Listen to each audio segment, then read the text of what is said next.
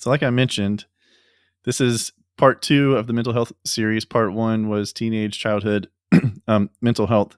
So I'm going to try to tie the two together with a theory of my own. And it's probably someone else's theory, but I didn't take the time to look it up, so I'm going to call this my own. So I have this theory.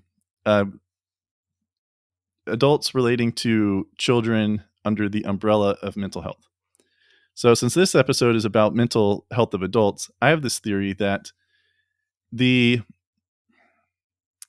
don't want to say the status or the level, we'll say the condition, I guess, the condition of the adult's mental health impacts, good or bad, the mental health of their child or children. I guess my one couple questions then based off of that for you, Dave, would be, one, is that true? Is there any science behind that? Two, if it is, and if it isn't, if it is true, then, what can parents do or guardians do in order to limit the impact on the kids?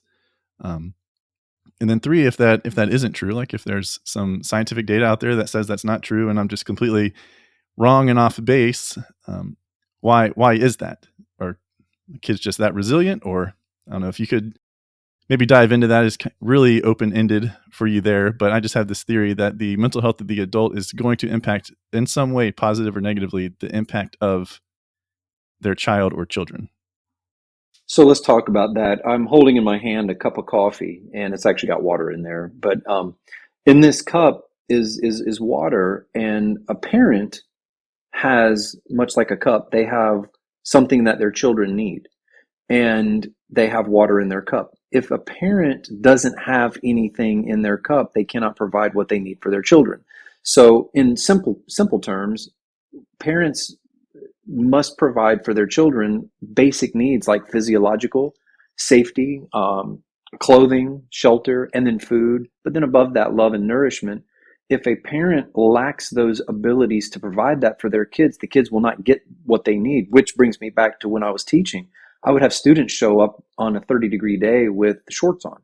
They didn't have the clothes, and or they didn't have caregivers that were taking care of them. And so they were lacking some basic needs, but there was also other areas of deficiency at home, and the children therefore were not functioning what I consider to be at optimal efficiency for them.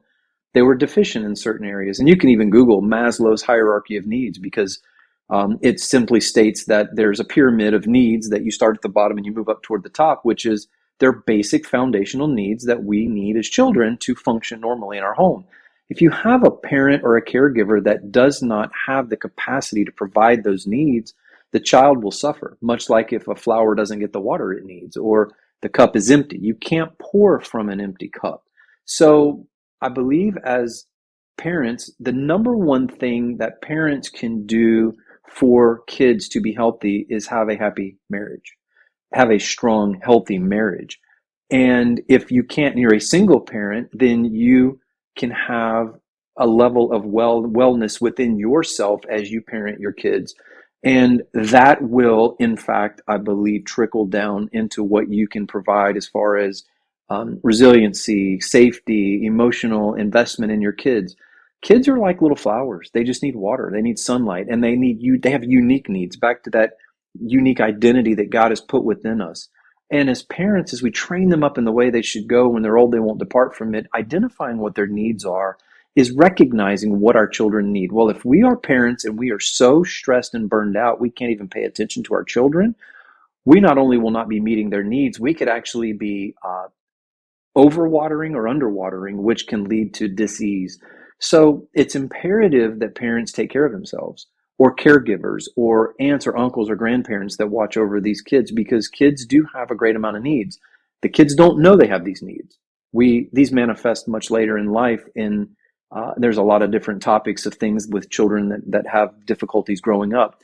However, at the basic foundation, they need safety. They need to know that they're loved and cherished, and they need to know that they've got some of those basic things like hunger and thirst met. But if mom and dad are absolutely incapable, or they are either out of control emotionally, or they could have severe depression, they could have anxieties, these things can directly impact the kids because they're simply incapable of giving what they need to the kids. Now, that doesn't mean that if your listeners on here that have anxiety, doesn't mean they're bad moms and dads. That's not the morality of this. It just simply means all the more reason for them to educate themselves on anxiety, to take steps forward in gaining strategies. We have more help available today than at any other time in history. So you can go online, you can call a counselor, you can talk to pastors in churches, because there's beginning to be more talks about our internal health as much as our external health in the world today.